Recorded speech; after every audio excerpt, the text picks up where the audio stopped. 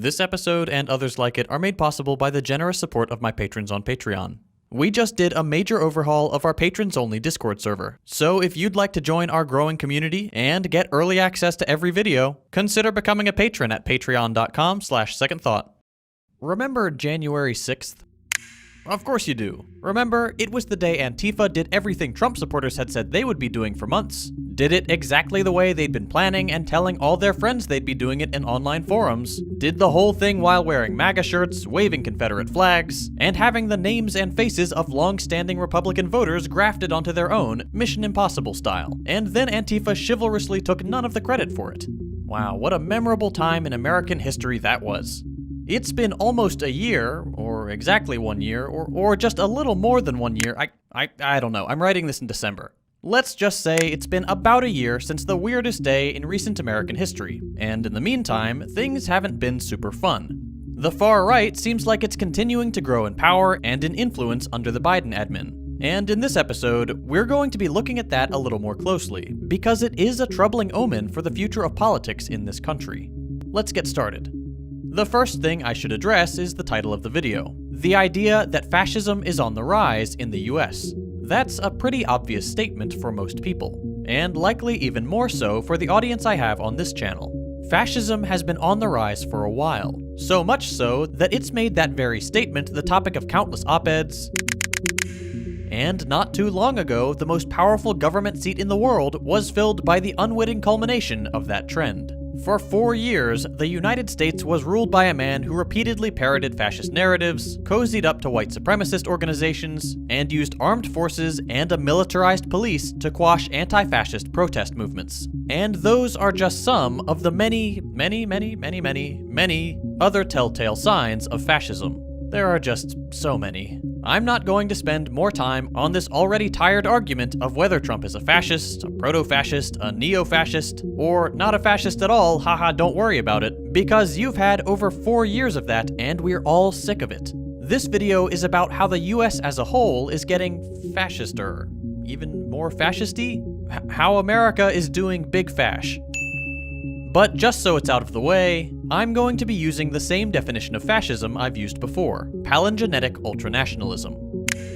Palingenetic meaning a belief in and a desire for the violent rebirth of a nation to overcome a period of moral decay, and ultranationalism meaning an overwhelming loyalty to a perverted vision of one's country, often laced with bigotry and racism. There is more to fascism than that, and it varies by the culture in which it appears, but since we're talking about big trends in our common discourse, defining fascism by its core ideology like this is actually pretty useful. So, with all that in mind, let's go back to January 6th. That day was a real turning point for the American far right, particularly in the months that followed it. On the one hand, it was the first time in several years that crackdowns had targeted white nationalists and their friends so aggressively. As I'm writing this, over 700 people have been arrested and charged for the acts committed on the day of the riots, and several trials are ongoing to identify central figures and prosecute them. Groups like the Proud Boys, who were involved in the event and reached superstar status in 2020 after this infamous clip.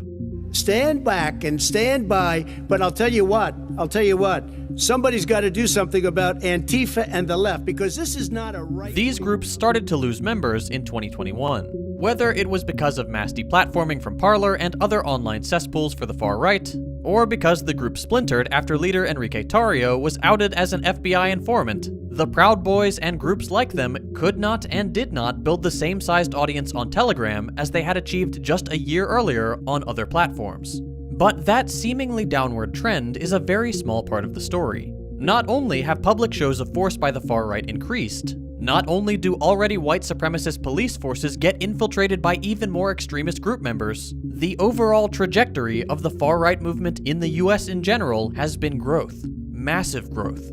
And the reason the far-right has grown so much is because it has successfully coalesced under a few key narratives that it has been able to mainstream in greater American political culture. The Proud Boys may not be what they used to, but it's because the American right as a whole has taken their place. Take a look at this clip, taken from a community meeting in Shasta County, California. And you better be happy that we're good citizens, that we're peaceful citizens. But it's not going to be peaceful much longer, okay? And this isn't a threat. I'm not a criminal. I've never been a criminal. But I'm telling you that good citizens are going to turn into real concerned and revolutionary citizens real soon. And nobody else is going to say that. I'm probably the only person that has the balls to say what I'm saying right now. That we're building, we're organizing, and we'll work with law enforcement or without law enforcement. But you won't stop us when time comes because our families are starving. And if you don't hear the seriousness of my voice, I hope you open your ears and you absolutely listen to what I'm saying. Because this is a warning for what's coming. It's not going to be peaceful much longer. It's not going to be rah-rah. It's not going to be speeches. It's not going to be gathered outside saying a Pledge of Allegiance. It's not going to be waving flags. It's going to be real. When you've seen the things that I've seen, I went to war for this country. I've seen the ugliest, dirtiest part of humanity. I've been in combat, and I never want to go back again. But I'm telling you what, I will to save this country. If it has to be against our own citizens, it will happen. And there's a million people like me, and you won't stop us. Open the county. Let our citizens do what they need to do. Let owners of businesses do what they need to do to feed their families. Take the masks off. That's a pretty troubling discourse, and as tempting as it might be to see this as a brief insight into a small movement, there's good evidence that the man in the video is just the most vocal part of the new American right. There's good evidence these beliefs aren't limited to militias with goofy names. They're an integral part of the conservative mob. Just take this statistic from the GWU Program on Extremism. Only around 13% of those charged in the Capitol riots were formal members of militant groups like the Proud Boys, the 3%ers, and the Oath Keepers. The remaining 87% were a mix of typical Trump supporters and independent far-right extremists, there with their friends and family or lone attendees defined as inspired believers. That means most people who breached the Capitol were just average Republicans. And you can tell, these rioters just don't look like the typical far-right extremist. They are much older, with around 2/3 being over 35 years old, much less likely to be unemployed, and a full 14% of the attendees charged were business owners, and 30% were white-collar workers. These are not the typical far-right extremist demographics. These are just Republican constituency demographics. All that to say that the mainstream Republican Party has not only swept the violent far-right under its wing, it is comfortable embodying it itself. Okay, how did this happen? What are the narratives that have made their way out of smaller far-right cells and into common right-wing discourse? There are some you're probably already expecting, like the belief the election was stolen. That is a big one, and around 60% of the Republican Party does hold that to be true.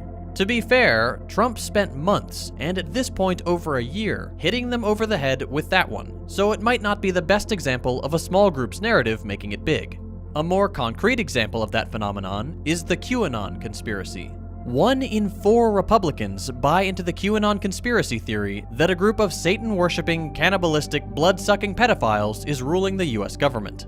Plenty of people have looked into the movement's anti-Semitic tropes and its close proximity to neo-Nazi and white supremacist groups, so I won't spend more time on it here. But there's that, 25%. The more unexpected narrative making waves and bringing back that classic fascist flavor to the Republican Party is the Great Replacement theory. By the way, this is probably a good time to mention this video definitely isn't making it through the algorithm, so if you feel inclined, my Patreon is in the description. Anyway, the Great Replacement theory is a classic among neo-fascists, and it's pretty clear why. Put to paper in 2012 by French writer Renaud Camus, nope, wrong Camus, this is the guy. The Great Replacement asserts that there is a plot, which really means they think it's a Jewish thing, that the white race and white culture, whatever that is disappearing because of immigration from majority non-white countries. Fascists, and I really do mean fascists here, believe this will bring some general persecution of white people, because of course they can't imagine the world being run any differently than with one race subjugating another, while at the same time believing wholeheartedly that racism ended with Obama.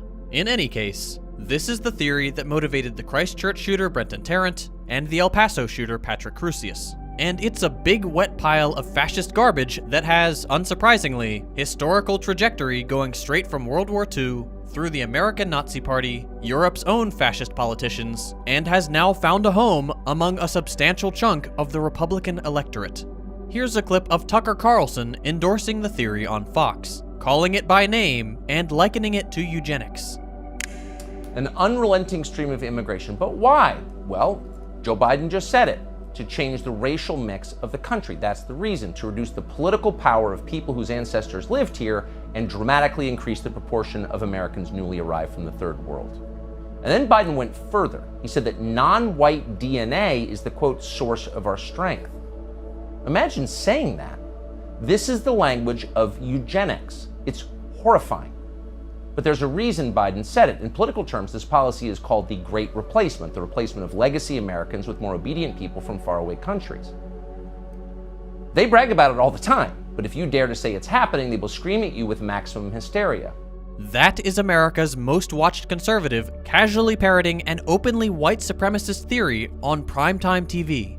But what does this have to do with January 6th? According to UChicago professor Robert Papp, between 4 and 8%, or around 21 million Americans at the high end, believe both 1, that the election was stolen, and that 2, Trump should be reinstated by force. Of that group, 63% believe in the Great Replacement theory, almost 10% more than believe in QAnon, whose flags we saw waved throughout the crowd on January 6th and at every Trump rally for over a year. Let me say that again. More people in that crowd hold a deeply fascist belief than believe in the other slightly more wacky letter of the alphabet-based fascist belief.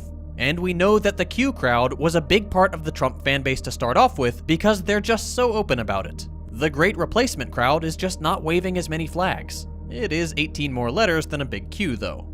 Anyway, more than just getting some demographic information, Papp was able to estimate that, among all other motivations, a belief in the Great Replacement was the most significant trigger that turned people already convinced that the election was stolen into people who believed that they should engage in insurrectionist violence to reinstate Trump. In other words, the belief that white people are being replaced is the motivator that justified the riots for its perpetrators. And with these narratives making their way to the most watched conservative TV show and to regular conservative conferences since January 6th, we might be in for an even worse time going forward.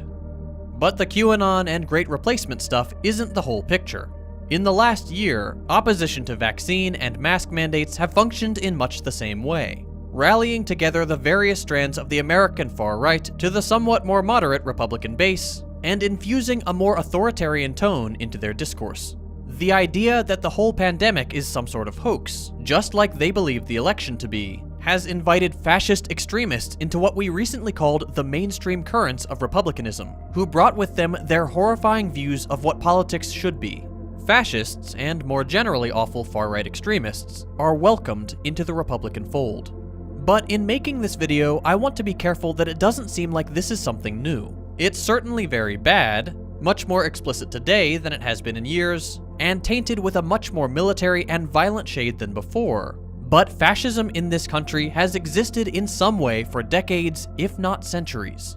The conservative wing of the American political establishment, often joined in its mission by the more progressive wing with only a few years of delay, has found in its electorate enough political will to push forward nationalism, xenophobia, racism, and the glorification of white religious culture, at the very least since the Reagan era.